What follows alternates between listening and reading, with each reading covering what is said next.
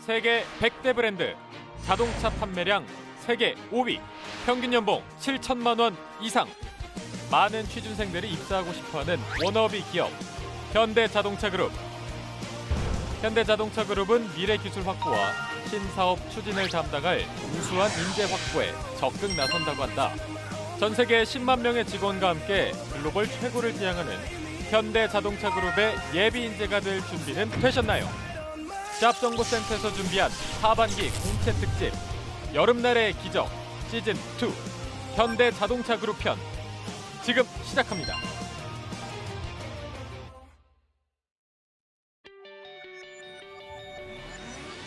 네, 안녕하세요. 성공 취업의 시작 잡정보센터의 김승재입니다. 안녕하세요. 이은정입니다. 자, 오늘 목요일 순서 시작을 해야 되는데요. 네. 오프닝이 없네요. 네, 그래서 저희가 이런저런 얘기를 좀 해봐야 될 텐데. 네. 자, 내일 보니까 지난주에 처음으로 시작했던 어벤져스 특집이 아주 뜨거운 반응이라고 하더라고요. 네, 지난주 네. 금요일에 저희가 취업포털 잡코리아와 함께 콜라보레이션으로 어벤져스 특집을 첫 방송을 했는데요. 그렇습니다. 저희가 그때 이남규 아나운서와 저의 인스타를 공개를 했습니다. 그래서 저희가 그래요. 1대1로 이미지 컨설팅을 해드리겠다고. 그래서 저희에게 이제 연락을 그래서, 주시면 된다고 했는데 연락이 왔어요? 예. 연락 왔습니다. 누구한테 왔어요? 지인한테 네. 온 거 아닙니까? 지인은 예. 아니고요. 한 명이 연락이 왔는데 혹시 인스타 공개하실 생각 있으신가요? 아, 네, 저도 뭐 인스타 하긴 합니다만 뭐 크게 이제 팔로워가 많지 않아서 근데 뭐 한번 공개하죠.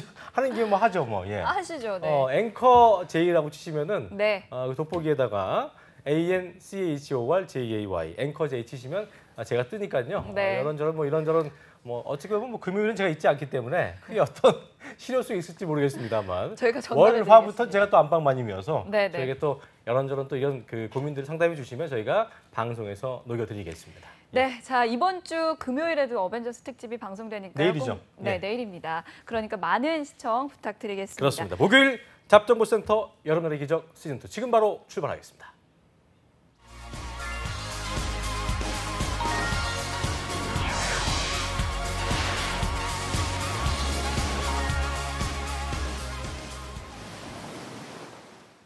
채용 공고가 뜬 후에 전략을 짜면 늦습니다. 채용 공고가 뜨기 전에 미리. 그렇죠. 전문가들의 날카로운 시선으로 하반기 공채를 대비하는 잡정보센터 특집 여름날의 기적 시즌2 오늘도 함께하겠습니다. 네, 이번 주는 현대자동차 공채 합격 전략에 대해서 알아보고 있는데요. 네. 대기업 면접관들이 이분 밑에서 면접 스킬을 배웠다고 합니다. 하죠. 예. 그러니까 이분과 함께하면 대기업 면접관들의 생각을 예측할 수 있다는 뜻인데요. 그렇습니다. 위포트의 김태성 학생님과 함께합니다. 어서 오십시오. 어서 오십시오. 예, 반갑습니다. 네. 요즘 더운데 예. 어떻게 지내십니까? 약간 또 좀 땀에 좀 쩔어진 느낌이기도 하긴데. 예. 근데 더운데 더위에 절으신 느낌인데요. 예. 밖은 더운데 추운 데서 항상 있었어요. 그러니까 아이 따라다니면서 아들내미 아이스링크에 계셨군요. 예, 내일은 러시아 갑니다. 국가대표가 됐다고 했죠? 예, 지드라스보이체. 아들 자랑 좀 그런가요? 해주세요. 정말. 막간 이용해서. 도현아, 러시아 가서 한번 이겨보자. 와. 러시아에서 이제 국가대표 시합을 하는 거예요? 예, 언제 가십니까 또? 내일 새벽에 갑니다. 그럼 또 빠진다는 얘기예요? 예. 언제 또? 언제 다음 주또 없는 다음 거예요? 주에 오고요. 어. 예, 다음 주에 올게요. 올 거예요? 예. 알겠습니다. 러시아를 우리 제주도 갔다 오듯이 갔다 오신 분이어서 그러니까. 대단한 부럽습니다. 분과 오늘 또 네. 함께하겠습니다.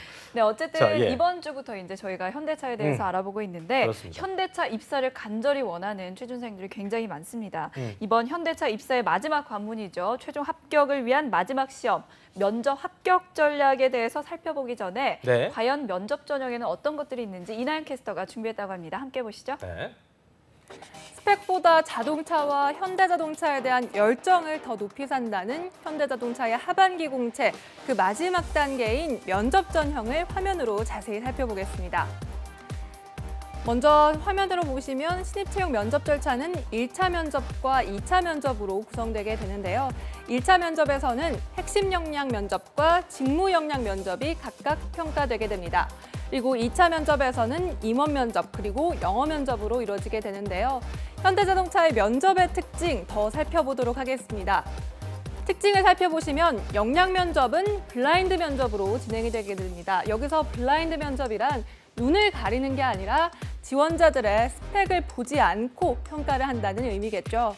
그리고 임원 면접에서는 지원 부문의 임원들이 참석을 해서 지원자들의 인성과 직무 적합성 평가를 하게 됩니다. 이렇게 현대자동차는 직무 중심의 평가가 이루어지게 되는데요.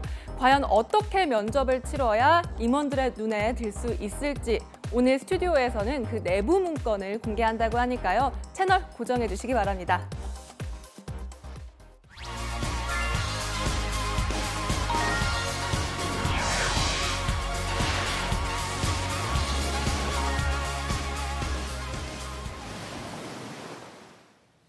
자, 현대차의 탑 시크릿, 면접 지원형의 탑 시크릿을 오늘 저희가 좀 공개할까 싶은데요. 네. 오늘 뭐 갖고 오신 거 있습니까? 예, 그 공개할지 말지 굉장히 고민을 많이 왜 또 했는데요. 고민을 하고 그러세요? 예, 예. 어쩌겠습니까? 뭐 해야죠. 예, 대신 이제 저는 개인 삶이 어려워지고 있습니다. 예, 제가 자꾸 이렇게 또 만났습니까? 기업에서 받은 정보들을 방송에 나와서 자꾸 공개하니까 제 인간관계가 끊기고 있어요. 그래요? 예, 저를 안 근데 만나려고 보니까 해요. 면접관들 어제 그 민혁 쌤 말 들어봤더니 면접관들이 이렇게 바뀐다며요. 예, 바뀌죠. 아직 알고 계신 분은 옛날 분들 아니세요? 아예 계속 하고 있죠.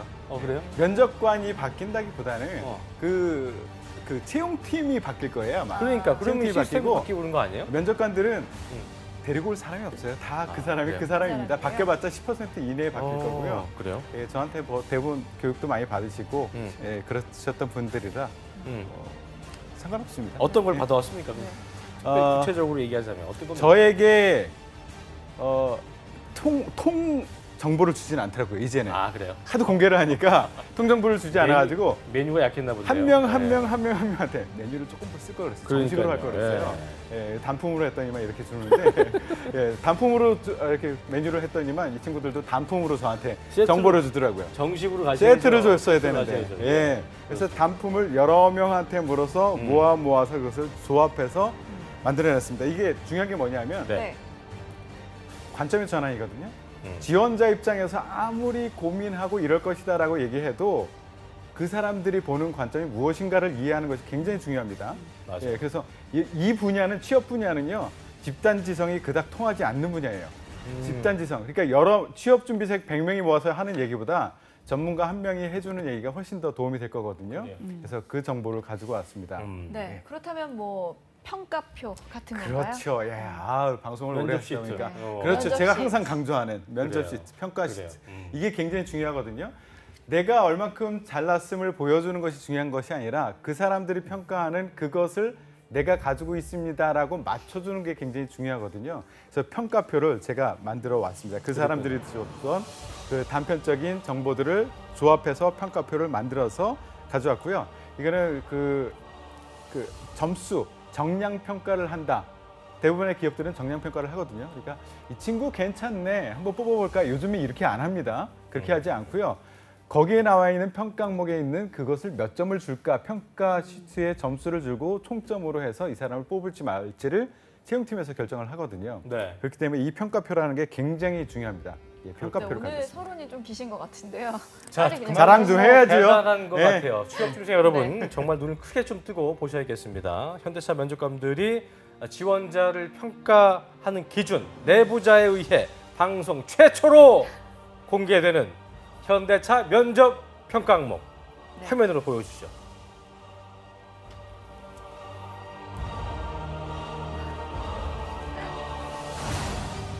탑 시크릿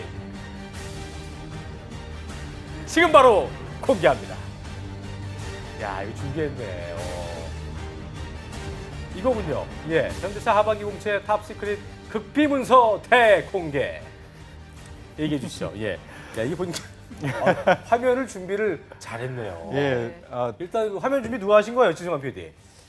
뭐 그래서- 피디님이시겠죠. 대단. 박수 한번 쳐주시죠. 축하드립니다. 좀 오랜만에 일을 좀 했군요. 예.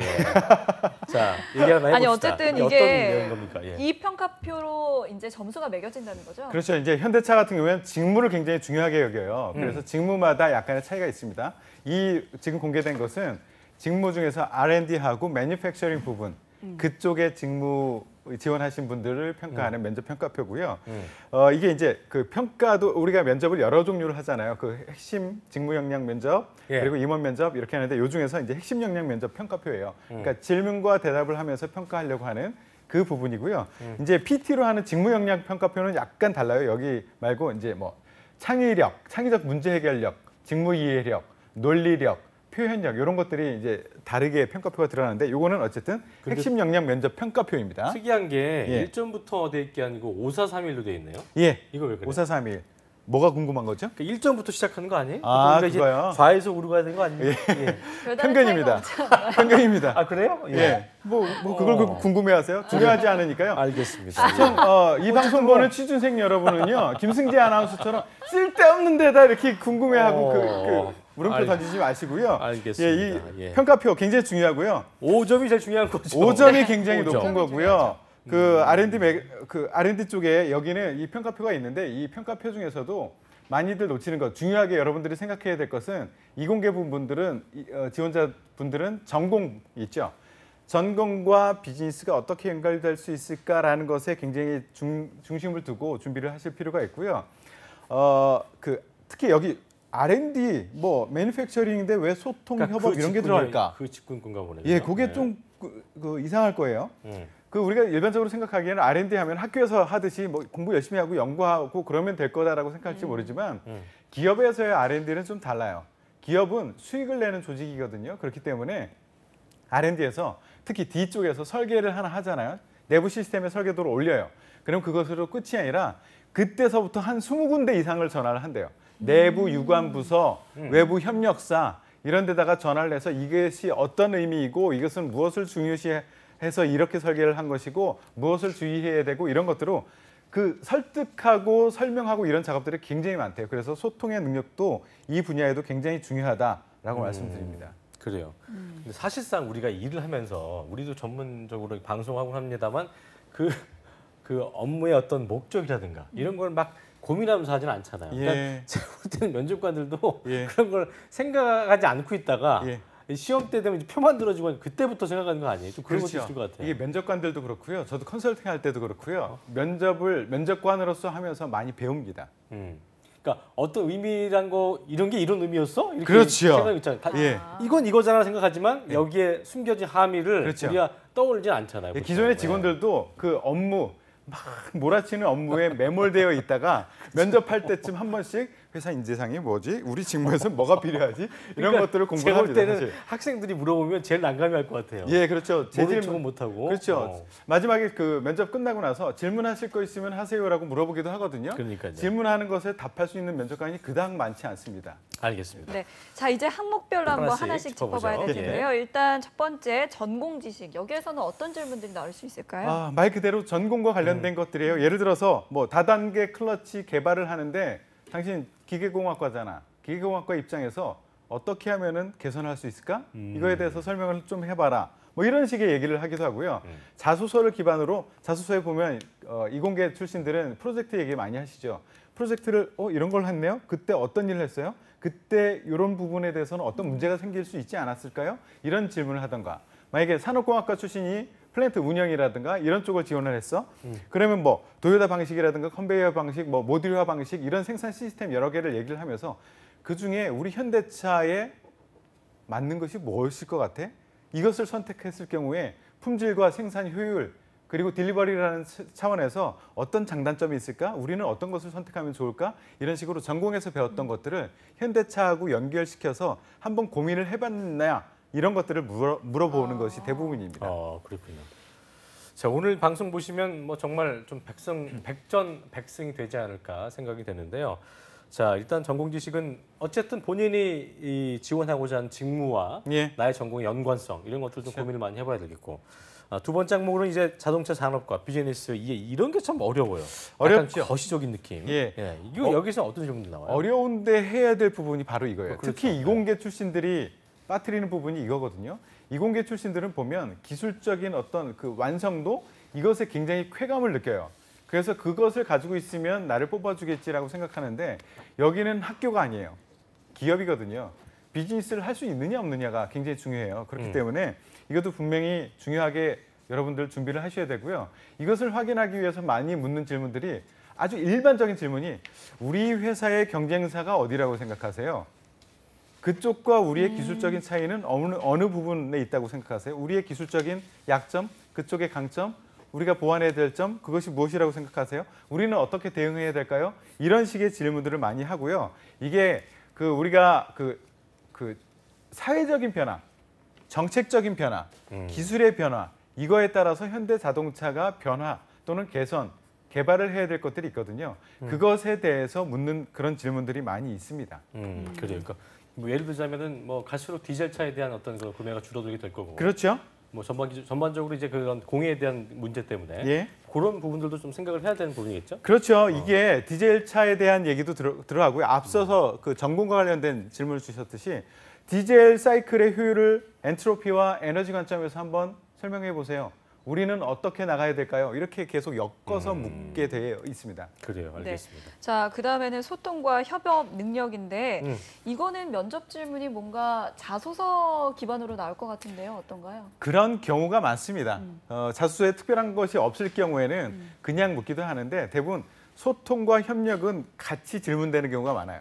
보통 협력해서 팀으로 무엇을 할 때 소통에 문제가 생기는 경우들이 많이 있거든요.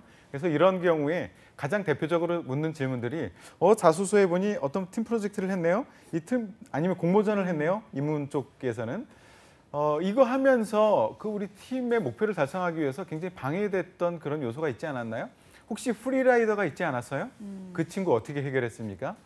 아니면 팀 간의 3자 간의 의사소통의 문제 아니면 나와 누군가의 갈등이 있었을 때 어떻게 해결하셨어요? 이런 식의 질문이 아주 일반적으로 나오는 질문이고요. 현대자동차의 면접관들이 아주 특별한 질문들을 많이 하지 않더라고요. 제가 지금 소개하는 그런 일반적인 질문들을 많이 하시는 편이에요. 알겠습니다. 자, 그리고 마지막에 열정 도전인데요. 이건 현대사에서 굉장히 중요하게 그러니까 뻔한 좀 단어이긴 하지만 굉장히 중요하게 생각하는 항목이라고 볼 수 있을 텐데 1번 항목 작년에 굉장히 예. 많은 그 취업 준비생들을 혼란에 빠뜨렸던 예. What makes me move? 예. 너를 예. 움직이는 건 어떤 것이냐 이런 것과 연관이 좀 될 수 있다 볼 수 있겠죠. 예, 그 영어 발음을 승재 아나운서한테 들으니까 별로 이렇게 그래요? What 예. makes you move? 예, 다시 한번 얘기해 주시겠어요? What 예. makes you move? 예, 이제 알아듣겠네요. 비슷한 예. 비슷한데 뭐 예. 이제 알아듣겠어요. 예. 예. 당신을 움직이게 만들 수 있는 게 뭐냐? 네. 이게 IBM에서 사실 한 7년 전쯤에 물었던 질문이에요. 예. 근데 이게 어떻게 자소서에서 대답을 해야 되느냐? 이거는 뭐 개인마다 다 다를 겁니다. 그러니까 2번, 3번에서 내가 충분히 무엇인가를 그러니까 원래 이거는 도전과 열정 이것을 보기에 좋은 질문이긴 해요. 그렇지만 2번, 3번에서 도전 열정이 충분히 보일 수 있는 부분이라면 굳이 1번에서까지 그걸 쓸 필요는 없거든요. 그래서 자소서 전체로 놓고 1번에 무엇을 넣어야 될 것인가라고 생각하는 것이 좋고요. 일반적으로 보면 이거 이제 도전과 열정을 표현하기 가장 좋은 부분이 이거고요. 자소서 1번 항목을 보고 우리 평가 항목에서 도전과 열정을 평가하려고 하는 경향들이 많이 있습니다. 그러면 이거 그 도전 이것에 대해서 제가 키워드 3가지를 좀 말씀을 드릴게요. 네. 도전과 관련해서 확인하기 위해서 면접관들이 자주 묻는 질문들이 뭐냐면 당신이 스스로 높은 목표를 세워서 그것을 달성하기 위해서 노력을 했던, 열정을 다했던 그런 경험이 있으면 한번 얘기해 보시겠어요? 이런 질문을 가장 많이 해요. 키워드가 뭐냐면 하나는 스스로예요. 그리고 2번째는 높은 목표예요. 3번째는 노력했던. 요 3가지거든요. 스스로가 만족하지 않으면 도전 열정에 점수를 줄 수 없거든요. 굉장히 도전적인 상황, 열정적인 상황이라도 그것이 누군가가 주어진 상황이야. 대표적인 게 군대. 군대 보면 굉장히 도전적인 그런 상황들이 많이 노출이 되거든요. 그렇죠, 그렇죠. 그때 그거 주어진 일이잖아. 네가 해야 되는 일이잖아. 이럴 경우에는 도전적인 사람이라고 보지를 않습니다. 그리고 목표 자체가 열심히 노력하면 이렇게 탁탁탁탁 준비하면 달성할 수 있겠는데 이런 느낌을 면접관한테 준다라고 하면 그것 또한 도전이라고 볼 수가 없어요. 그래서 목표를 얘기를 할 때 야 저게 되겠어? 네 상황에서 되겠어? 라고 물음표를 던질 수 있는 그런 정도의 목표. 약간 그러니까 우리가 볼 때는 결과적으로는 결과의 좋음과 나쁨을 판단할 수 없겠습니다만 그래도 약간은 무모한 듯한 그렇죠.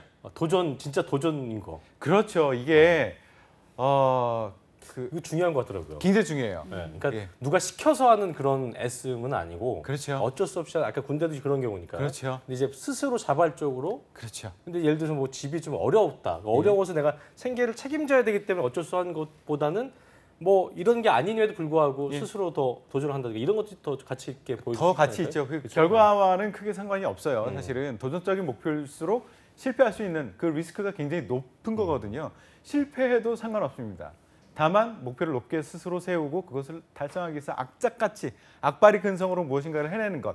이것을 굉장히 중요하게 여기고요. 군대 얘기 제가 하지 말라고 했다고 해서 모두 다 하지 말라는 건 아니에요. 제 학생 중에서 합격한 친구가 있는데 그러니까 군대 내에서도 뭐 자발적으로 한 건 또 그런 친구들 있어요. 그 기흉 수술을 해가지고 사실은 군대를 안 가도 되는 그런 친구가 있었는데 결국은 몇 번을 해병대 지원을 다시 했어요. 아, 갔어요. 예. 그래서 거기서 배웠던 거를 풀어냈어요. 이거는 도전적인 목표라고 할 수 있거든요. 그렇죠. 군대이지만. 스스로 사서 고생하는 거예요. 그렇죠. 난 안 가도 되는데. 사서 고생. 예, 제 학생 중에 현대자동차 해외 영업 들어간 친구가 있는데 글로벌 역량이 굉장히 뛰어난 친구예요. 외국에서 오랫동안 살았고 한국에서 군대를 가지 않아도 되는 친구예요. 근데 이 친구는 한국에 군대를 왔고 한국에 그냥 있지도 않았고 또 파병, 굉장히 위험한 지역에 파병 기회가 있었는데 거기를 지원을 했어. 그래서 거기 가서 또 일을 해냈던 친구가 있어요. 예, 그런 친구들, 이건 도전적인 목표라고 할 수 있고요. 아, 그 친구는 저를 찾아와서 갑자기 이제 살짝 옆으로 빠지면 그 친구는 저를 찾아와서 현대자동차도 지원하고 LG생건도 지원하고 그랬는데 글로벌 역량에 초점을 맞춰서 그것을 이야기를 풀어나가더라고요. 근데 현대자동차를 얘기할 때 그리고 소재 그리고 그 LG 생활건강을 얘기할 때 소재를 파병을 소재로 얘기했는데 똑같이 풀어나갔어요. 근데 현대차를 지원할 때하고 LG생건을 지원할 때는 소재는 같지만 포커스를 달리하라라고 제가 조언을 줬어요. 그래서 이 친구는 두 군데 다 됐는데 현대차를 갔습니다. LG생건을 지원했을 때는 파병 갔을 때 이 친구가 조그맣게 그 로션을 가져갔던 거 현지에서 난리가 났었대요. 그런 경우는 진짜 알 수가 없잖아요. 그죠? 본인이 가지 않는 한 거기에 있지 않는 한 알 수 없는 그렇죠. 되게 귀한 값진 경험일 수 있겠네요. 그렇죠. 그렇죠? 자기의 글로벌 역량을 글로벌에만 포커스해서 하지 않고 그것을 그쪽 지원하는 회사, LG생건에서 하는 비즈니스와 연관시켜서 두 개를 같이 잡아낸 거예요. 그것을 만약에 현대차에다가 그 얘기를 했다. 화장품 얘기를 했다. 안 되지 않겠습니까? 그렇죠. 예. 그러니까 소재는 같더라도 좀 지원하는 회사에 선택적이겠네요. 따라서 그렇죠? 예. 포커스를 달리한다. 이거 명심하셔야 돼요. 네. 알겠습니다. 자, 이렇게 현대차 면접 평가표를 살펴봤는데 이거를 바탕으로 이제 지원 전략을 짜야 하잖아요. 그렇다면 이공계생들은 어떻게 지원 전략을 짜면 좋을까요? 이공계는 다른 거 신경 쓰지 말고요. 전공과 비즈니스. 전공엔 비즈니스. 여기에 많은 에너지를 집중하시는 것이 핵심입니다. 비즈니스는 어떤 식으로 길러야 되죠, 그걸요? 비즈니스요. 비즈니스는 두 가지 관점인데요. 본인이 했던 프로젝트들이 있어요. 그 프로젝트가 이 자동차, 내가 만약에 그 파워트레인 쪽으로 그 직무를 지원을 했어. 그러면 엔진이라든가 가속기라든가 뭐 이런 부분에 자기가 공부했던 프로젝트 했던 이것이 어떻게 연결될 것인가. 자작 동아리 같은 것도 그렇고. 예, 이런 것들을 연결시키는 거 하나. 또 하나는 이 친구들이 비즈니스 큰 그림을 그리는 것에 좀 약해요, 전반적으로. 이거는 제가 항상 얘기했던 보물창고 있죠. 어디입니까? 다트 아죠. 다트에 어마어마한 정보들이 있습니다. 다트의 그 사업의 내용이라는 부분에서 그걸 다 하실 필요 없이 내 전공에 내가 R&D를 지원했어. 그러면 R&D 부분에 현대자동차에서 어디 부분에 설비를 투자를 하고 어디 부분에 조금 더 돈을 투자하는지 그게 나와 있거든요. 거기에 사람이 많이 필요하고 거기에 현대자동차가 집중을 하고 있다는 얘기예요. 그러면 기계공학과 아니면 소재를 전공했던 친구들 중에서도 그쪽을 전공했던 그쪽을 어필하는 친구들을 더 뽑고 싶어 한다는 얘기입니다. 그래요. 네. 자, 그리고 인문계생들, 그러니까 구매직으로 같은 경우에는 그 인문계생도 지원들을 해볼 수 있을 텐데 예. 평가표를 보고 구매직에 인문계생들이 지원을 한다면 어떤 예. 전략을 좀 지금 될까요? R&D나 매뉴팩처링 부분은 인문계가 아주 특별한 경험을 하지 않는 한은 지원을 안 했으면 좋겠어요. 가능성이 거의 없습니다. 근데 매뉴팩처링 부분에서 구매를 합격한 재학생이 있긴 해요. 경제학을 전공했는데 근데 합격했어요. 그런데 이 친구는 아주 특별한 경험을 했어요. 현차를 가고 싶어가지고 자동차와 관련된 모든 것들을 막 시도를 했어요. 대표적인 게 이 친구가 가양동에 가서 거기 중고차 매매 시장 있죠. 딜러였어요? 딜러를 한 거예요. 와, 이 친구가 대단하시구나. 딜러를 했는데 처음에는 시작을 그걸 현대차를 목적을 두고 하지는 않았어요. 시작은. 친구가 중고차를 사려고 하는데 그걸 도와줬대요. 도와줬는데 몇 번 하다 보니까 굉장히 싸게 좋은 거를 구매를 해주게 됐대요. 그래서 가양동으로 직접 찾아간 거예요. 나 이거 아르바이트 할 수 있을 것 같다. 라고 해서 찾아가서 일을 했고요. 굉장히 잘한 거예요. 그러니까 중고차를 많이 팔아줬고 그리고 매물에 대한 소싱도 많이 했고 가격 협상도 많이 하고 관리도 하고 그러면서 자동차와 관련된 지식도 많이 알게 된 거예요. 이게 뭐냐? 구매에서 필요한 게 그거 아닙니까? 구매가 그 이공계가 아직도 유리하긴 합니다. 왜냐하면 자동차에 대한 기본적인 지식은 필요해요. 하지만 이 정도의 사람, 자동차에 대해서 속속들이 고객한테 팔기 위해서는 그거 설명을 해야 될 거 아니에요. 경제학과 출신임에도 불구하고. 그리고 구매는 소싱을 잘 해내야 돼요. 그리고 협상을 해내야 돼. 이거 매매상 가서 다 해봤거든요.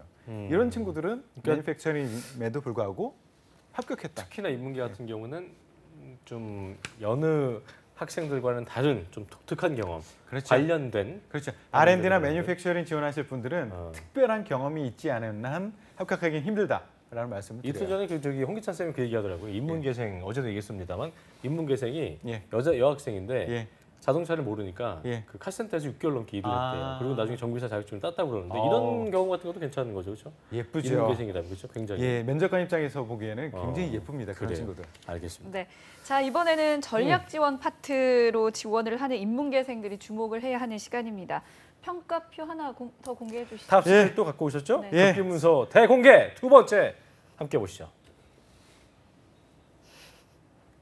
네.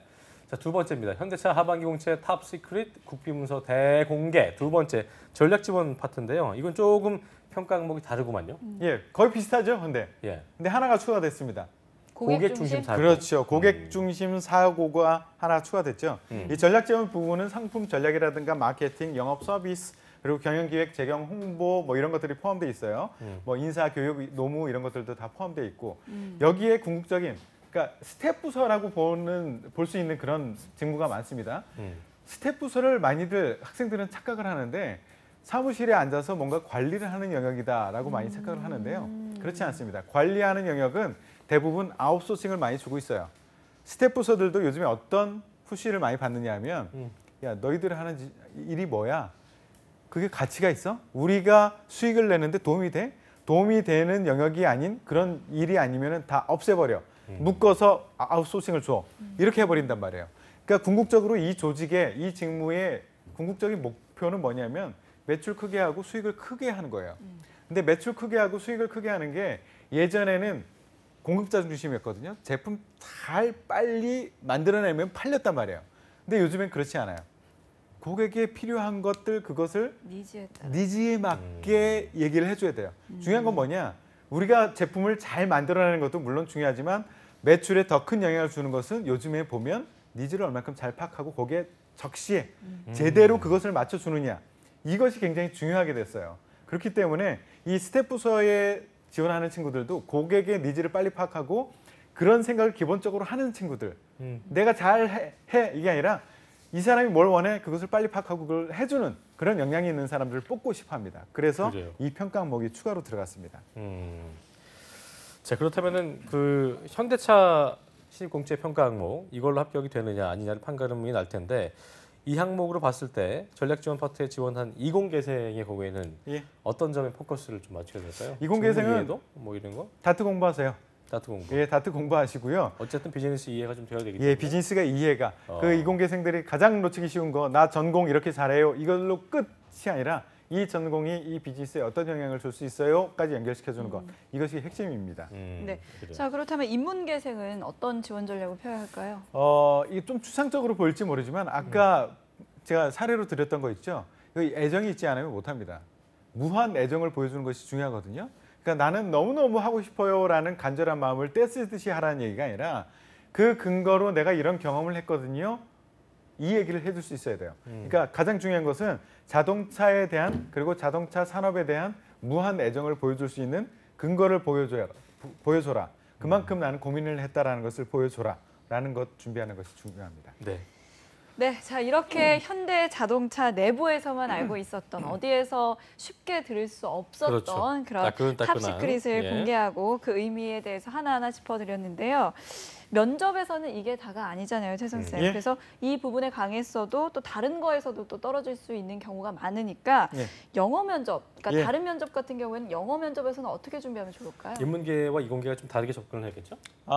인문계, 이공계 별로 다른 접근보다는 지원 직무별로 다를 거예요. 직무별로. 예, 현대자동차인 경우에 영어가 아주 그렇게 중요하지는 않습니다. 영어 면접을 넣긴 했는데 기본 이상은 하면 된다. 영어 면접은 1대1로 하거든요. 1대1로 그 외국인이 들어와서 물어보고 그리고 녹화까지도 해요. 그런데 그 수준이 높지 않고요.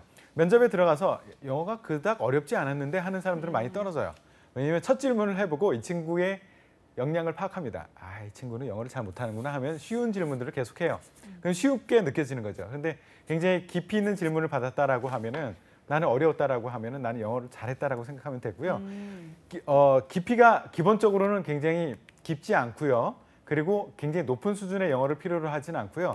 단 해외 영업 그리고 석박사 위주로 채용하는 R&D 영역 여기는 영어가 조금 필요합니다.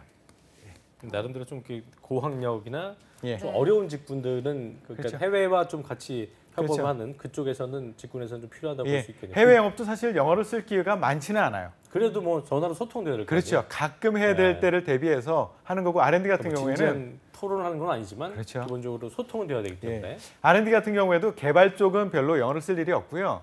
연구 중에서도 정말 공력 테스트 같은 거, 바람의 저항을 연구하거나 수소 그 에너지 연구하고 이런 데는 외국의 자료들을 많이 봐야 될 필요가 있기 때문에 그런 데는 영어가 좀 필요합니다. 그래 알겠습니다. 네. 자 그리고 현대차 임원들 예? 어떤 인상 좋아합니까? 저 같은 아. 인상이면 됩니까? 둘 중에 어떤 방송 사고 날 것 인상이 같아서. 아 기분 나빠서 방송 나겠네요. 예. 아니에요. 훌륭하죠. 예. 예, 어떻습니까? 이게 선입견들이 있어요. 우리가 현대차 하면은 느껴지는 그 이미지들 있죠. 어떤가요? 저는 제 주변의 현대차 친구들 보면은 다 잘생겼어요. 남자다운 느낌도 좀 있고 그죠?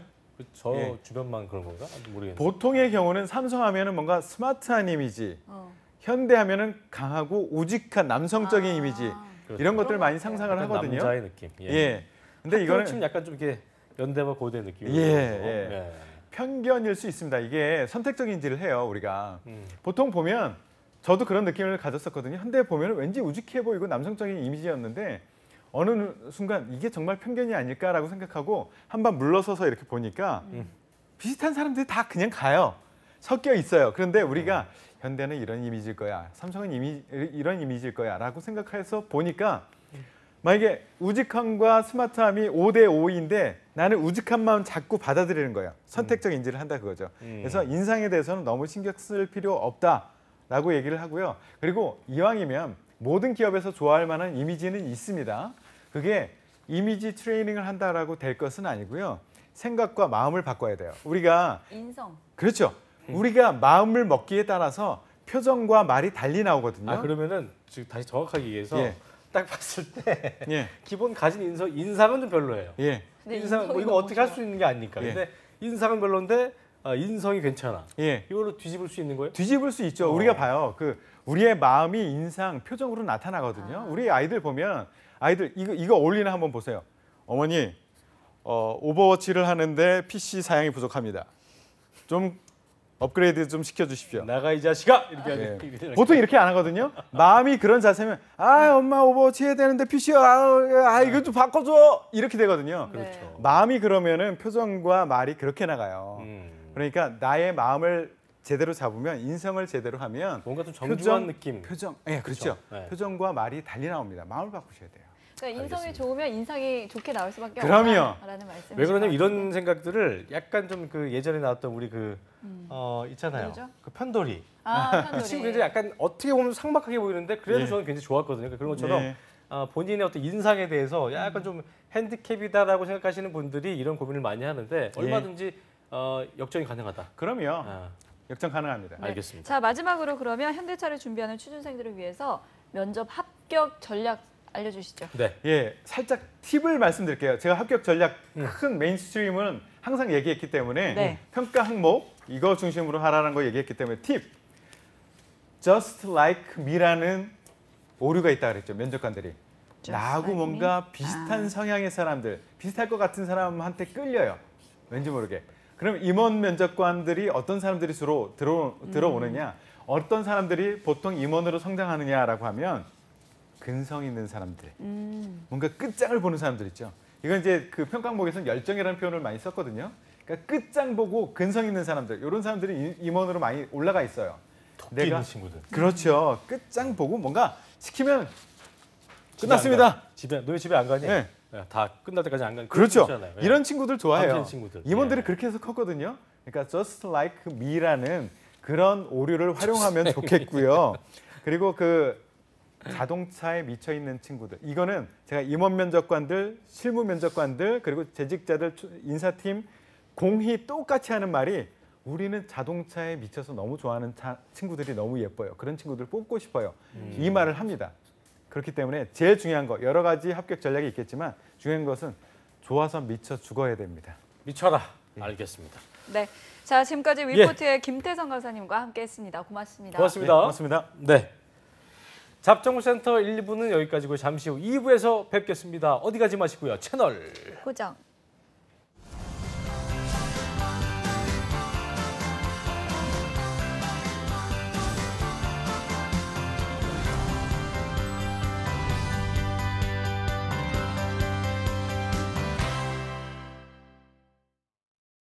음악으로 생각자 나는 래퍼 아름다운 한글 랩하게 돼 기뻐 유네스코 세계 기록유산 훈민정음 해를 나뿐인 한글 TV 논점에 쏟아져 지어낸 말들 인터넷은 더해 씻고 버려진 한글 존재를 끝템 개웃기다로 소통해 그게 요즘 대세 과라 한글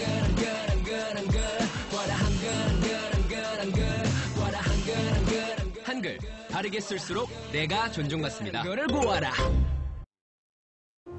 이번 것만 잘 부탁해. 그리고 저 괜찮아 이 사람아. 하지 마. 왜 저래? 봐도 마네르네. 안 되지. 받겠습니다.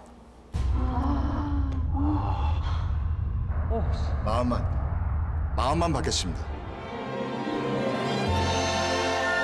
청렴한 마음과 거절하는 용기. 우리 모두의 바람입니다.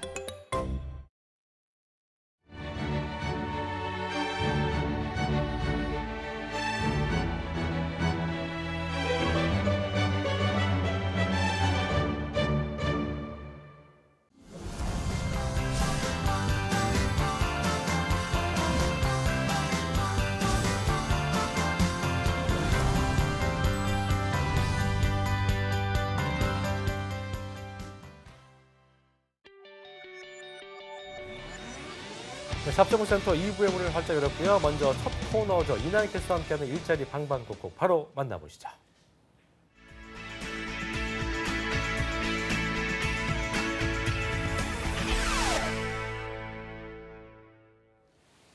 우리 동네 과연 오늘은 어떤 일자리가 올라와 있는지 매일매일 전국 각지의 생생한 채용 정보를 알려드리는 일자리 방방곡곡 강원도부터 가보도록 하겠습니다. 박정아 주무관님 연결돼 있습니다. 안녕하세요, 주무관님. 안녕하세요. 춘천 고용복지플러스센터 박정아입니다. 오늘은 어떤 채용 소식 준비되어 있나요? 네, 오늘 먼저 소개해드릴 구인사업장은 주식회사 오도푸드 서비스입니다. 춘천시 퇴계공단길에 위치하고 있는 닭갈비 전문 생산업체로 택배 포장원 2명을 채용합니다. 지원 자격은 학력, 경력은 무관, 성실하게 장기 근무할 분을 우대하며 급여는 월 200만 원 이상입니다. 접수 마감일은 8월 15일까지로 지원을 희망하시는 분은 이력서, 자기소개서를 작성하시어 방문 접수하시면 됩니다. 네, 성실하게 오래 일하실 분들이라면 꼭 한번 지원해 보시기 바랍니다. 주무관님, 바로 다음 소식도 알려주시죠. 네, 다음으로 소개해드릴 채용 정보는 원주문화원입니다. 원주시 일산로에 소재하고 있는 지역문화진흥사업기관으로 문화기획 및 총무 업무를 담당할 총무사무원 1명을 채용합니다. 지원 자격은 금융, 세무, 회계학 전공자에 컴퓨터 활용 능력 우수자, 차량 소지자는 우대한다고 합니다. 급여는 연봉 1,700만 원 이상입니다. 접수 마감일은 8월 8일까지로 지원을 희망하시는 분은 원주문화원 홈페이지 채용 정보를 참고하시어 지원하시기 바랍니다. 이렇게 지역의 문화 기획 업무를 직접 해볼 수 있는 기회니까요. 지역 구직자 여러분들의 많은 관심과 참여 부탁드리겠습니다. 주무관님, 오늘 소식 감사합니다. 감사합니다. 네, 일자리 방방곡곡 오늘은 강원도의 채용 정보 살펴드렸습니다.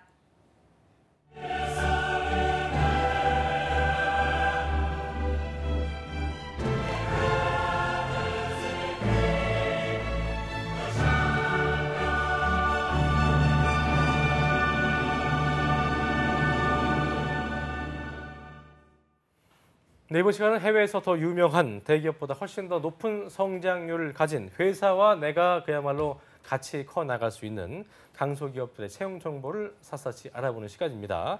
히든 챔피언스 리그 시간입니다. 네, 오랜만에 이분 뵙습니다. 취업 포털 커리어의 이문수 컨설턴트와 함께합니다. 어서 오십시오. 어서 오십시오. 안녕하세요. 네, 잘 지냈어요? 네, 잘 지냈습니다. 아쉽게도 오늘이 마지막이라면서요? 네, 그렇습니다. 오늘이 왜 바쁜 척하고 그래 오랜만에 나왔어요? 네. 무슨 일이에요? 예. 일단 좀 집중을 해야 될 일이 생겼거든요. 네. 회사에서 그래서 좀 업무에 대한 이제 집중도를 좀 더 높이기 보니까 위해서. 지금 머리도 짧게 밀었어요. 자르고 뭐 네. 혹시 어떤 그 애정전선에 이상 있는 건 아니죠? 뭐 폭탄 발언을 해도 될까요? 그런 거 뭐 이상 있나 본데요? 폭탄 발언. 결혼하나요? 아빠가 됐습니다. 아 그래요? 네. 무슨 소리야? 결혼도 하라고 아빠 되고 무슨 소리야? 네. 정말 먼저. 그럼 이제 곧 결혼도 하겠네요? 그렇죠. 네. 그렇군요. 네. 예. 애정전선 이상 없습니다. 갑자기 당황스러워. 아니 그렇진 않습니다. 전혀 그렇진 않고요. 예. 네, 그런 거는 아니고, 네, 진짜 업무에 이제 집중도를 좀 더 높이기 위해서. 또 가정에도 좀 그렇죠. 돈도 벌어야 되니까. 그러니까 벌어야 되니까 그래요. 머리 자르고 정신 차리셨네요. 네. 그래. 알겠습니다. 많은 아쉽지만 걸 뭐 알게 됐네요. 아빠가 된다고 하니까 제가 네. 고이 보내드리도록 하겠습니다. 자, 그리고 오늘 네. 2부의 도우미 취업여정 시인이 한유진 게스트와 함께하겠습니다. 어서 오십시오. 어서 오십시오. 네, 안녕하세요. 네, 안녕하세요, 여러분들의 진이 한유진입니다. 네, 오랜만에 뵙습니다. 네, 자 자, 그렇다면 이제 시작을 해봐야 될 텐데요. 음. 이문수 컨설턴트가 마지막으로 소개할 기업은 어딘가요? 어딥니까?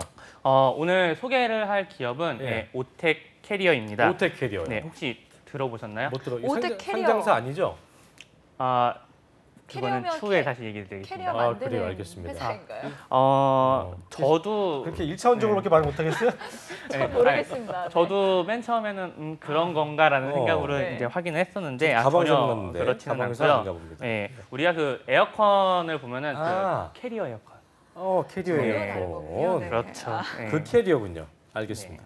그럼 캐리어 에어컨이니까 그 회사 이름이 오텍 캐리어. 에어컨 회사인 거예요? 예. 이제 일단은 이제 오텍 캐리어에 대해서 설명을 드리기 전에 이제 캐리어라는 명칭이 들어간 거는 이 미국의 이제 그 박사님이신 이제 캐리어 박사가 이제 에어컨의 원리를 처음으로 이제 발명을 박사님 이름이군요, 했습니다. 이게. 네, 그래서 지금의 그 글로벌 캐리어가 되었고, 네. 네, 그리고 현재 우리나라에서 이제 오텍 캐리어라고 되어 있는 거죠. 정확히 말하면은 오텍 그룹의 이제 계열사로 구분이 되어 그럼 있습니다. 그 대우 예전에 대우 전신 캐리어 그 에어컨의 그 회사군요. 그 그렇죠. 캐리어군요. 네, 그렇죠. 나 이름만 캐리어 같은 줄 알았더니 같은 회사군요. 네, 그래서 그렇군요. 주요 이제 사업이 네. 이제 냉난방 기기, 이제 공조 제품, 그리고 제조, 도소매, 무역, AS가 있습니다. 야, 이번에 에어컨 바꿨는데 캐리어를 또 안 하고 또 삼성 걸로 했습니다. 뭐 어쨌든 캐리어 네. 유명하죠. 네, 어쨌든 예. 보니까 계열사가 좀 복잡한 것 같습니다. 그 오텍 캐리어의 연역을 한유진 캐스터가 정리했다고 합니다.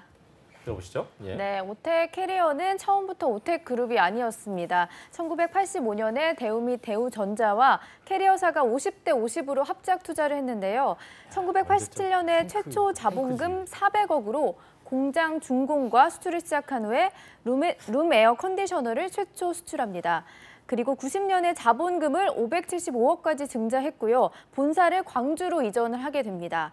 그리고 1998년에는 도시바와 합작 투자를 체결하고 2년 뒤인 2000년에는 캐리어가 지분 100%를 취득해서 캐리어 주식회사로 사명을 변경하게 됩니다. 이후 2011년에 오텍 계열사로 편입을 하게 되고요.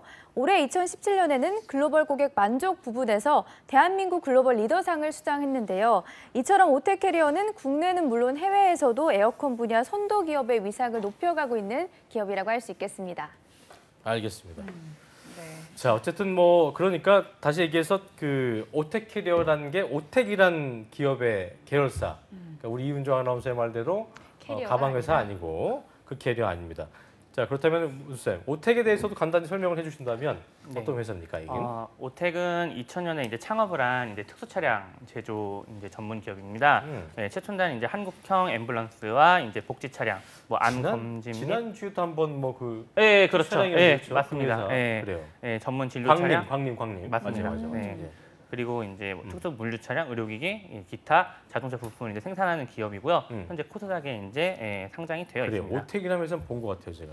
네, 어쨌든 그렇습니다. 오텍 캐리어에 지원을 하려면 두 회사 모두 잘 알아둬야 될 텐데 그렇죠. 그러면 오텍 캐리어의 회사 매출은 어느 정도인가요? 2016년 기준으로 이제 4,683억이고요. 네. 네, 당기 순이익은 116억입니다. 맞네요. 네, 산업 내 순위는 이제 3위이고요. 3위. 직원 수는 404명이고요. 산업 내 현재 1위는 한운 시스템, 2위는 시스템, 하이에어 상장사죠. 코리아입니다. 그래요. 매출도 좋고 산업대 순위도 뭐 나쁘지 않아서 히든 챔피언 기업답다 이렇게 저희가 말씀드릴 수 있을 것 같은데요. 자, 그렇다면 주식회사 오텍 캐리어의 가장 중요한 부분 물어보세요. 예. 급여는 어느 정도인가요? 네, 일단 마지막이니까요. 대졸 초임 4,033만 원으로 되어 있고요. 아니, 저희 평균이 대졸 초임. 초임이. 네, 그렇죠. 굉장히 표정이 좀 검하네요. 예. 마지막 시간이어서 아주 높은 걸 가져왔군요.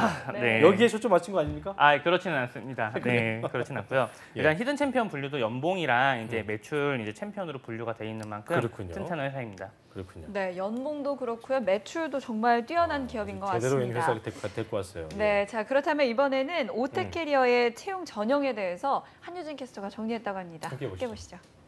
네, 이번 채용은 7월 30일에 월요일에 마감이 돼서 얼마 남지 않았는데요. 모집 부분은 오텍그룹의 3개의 계열사 신입 및 경력을 채용하고 있습니다. 먼저 첫 번째로 오텍 캐리어에서는 경영 개선실에서 인사관리 신입 및 경력을 채용하고요. 재무회계에서는 경력 5년 이상인 자를, 그리고 영업 부분에서는 신입과 경력으로 기술 지원과 기술 영업, 에어컨 영업 분야를 채용하고 있습니다. 그리고 두 번째 오텍 캐리어 냉장은 기술 영업과 기술 연구소 신입 및 경력을 채용하고 있고요. 마지막 오텍 오티스 파킹 시스템에서는 기술 영업 신입 및 경력을 채용합니다. 분야별 우대 사항이 다르기 때문에 참고를 해주셔야 할 것 같고요. 입사 지원서는 엑셀로 다운을 받아서 입사 지원 홈페이지에 업로드하시면 될 것 같습니다. 그렇군요. 자, 7월 31일이 마감이라고 하니까 이제 사흘밖에 좀 나가주세요. 3일밖에 남지 않은 기간인데 늦지 않게 서둘러서 입사 지원을 좀 해주셔야 될 것 같은 생각이 드네요. 얼마 남지 않았어요? 네. 자, 그렇다면 문수쌤, 채용 절차는 까다롭습니까? 그렇진 않습니다. 일단 서류 전형, 그리고 1차 면접, 2차 면접, 그리고 최종 인성은 합격으로 이루어지고 없군요. 있습니다. 네, 1차 면접에서는 임원진 괜찮네요. 다대 면접을 진행을 하고요. 예. 2차 면접은 이제 회장님이랑 1대1 면접으로 요거는 진행이 좀 된다고 합니다. 서류만 잘 통과하고 말빨만 좀 좋으면 통과가 가능하지 않겠나 생각이 좀 드네요. 주로 이제 자소서 이제 위주로 자기 스토리가 면접을 좀 있어야겠군요. 네, 그렇죠. 네, 그렇다면 뭐 팁이 좀 있을까요? 자소서 작성 팁? 일단은 항목이 없습니다. 네, 그러니까 자유, 형사 네, 자유. 비어있는. 네, 비어 있습니다. 제가 제일 직접 어렵다는. 다운을 받아서 이제 봤는데요. 네, 진짜 없더라고요. 필요한 네, 그래서 다른 것들도 많이 검색을 해봤는데 네. 일단은 어떤 분이 이제 합격자 이제 올린 걸 보니 이제 자소서에 좀 이제 형식을 바꾸니까 스스로가 합격이 이제 갈린다는 글도 봤고요. 그리고 붙으신 분이? 네, 팁을 얘기를 하면은 뭐 저희가 항상 얘기하는 직무. 그리고 자신에 대한 이해를 바탕으로 이제 진정성 있는 자기소개서 쓰는 게, 그리고 면접 답변도 동일하게 가는 게 제일 중요한 것이죠. 네, 참 그 말이 쉽죠. 진정성 있다는 게 참 쉽지는 않은 건데 어쨌든 진정성 있는 자기소개이지만 자신에 대한 이해를 먼저 해야 된다. 그러니까 내가 누군지, 내가 왜 여기를 들어가려고 하고 어떤 사람인지, 어떤 강점을 볼 수 있는지를 고민하셔야 된다. 저희가 누차 말씀드린 부분입니다. 자, 컨설턴트 쌤들이 늘 강조하는 부분이 뭐 지금 말씀드린 대로 직무와 자신에 대한 이해가 필요한 점인 건데, 하지만 이게 뭐 잘 모르잖아요. 어떻게 해야 될까요?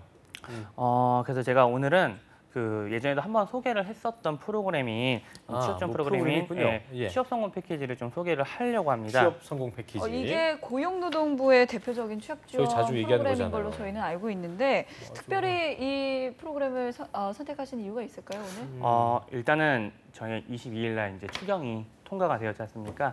네. 추경에 있는 내용 중에서 이제 취업 성공 패키지 3단계 이제 구직 활동 수당이라는 것이 이제 신설이 되었습니다. 무려 월 30만 원씩 최대 90만 원까지 지원이 됩니다. 90만 원까지. 네. 그렇군요. 그러니까 일단 새롭게 구직 활동 수단이 신설이 됐기 때문에 많은 분들이 놓치지 말아야 될 부분이다 이렇게 볼 수 있을 것 같고요. 자, 그렇다면은 뭐 어떻게 좀 해야 이 취업 성공 패키지 프로그램에 참여를 해서 또 새롭게 신설된 어떤 구직 활동 수당을 받을 수 있는지 이 부분 좀 자세하게 좀 알아볼까요? 일단 취업 성공 패키지를 참여를 이제 하신 분 중에 이제 내가 어디로 이제 취업을 하겠다라는 그 이제 개인별 이제 취업 지원 계획서를 작성을 합니다. 그 이후에 이제 단계가 3단계로 변경이 되는데요. 3단계. 이때 상호 의무 협약을 이제 맺고 그에 맞는 구직 활동을 한 후에 이제 이행 결과 보고서를 이제 제출을 하게 됩니다. 구직 활동이라고 하는 거는 입사 지원서를 내는 것, 그리고 면접을 보는 것, 이제 구직 기술 향상을 위한 이제 특강 수강이나 이제 자격증 취득을 위한 학원 수강까지도 포함이 됩니다.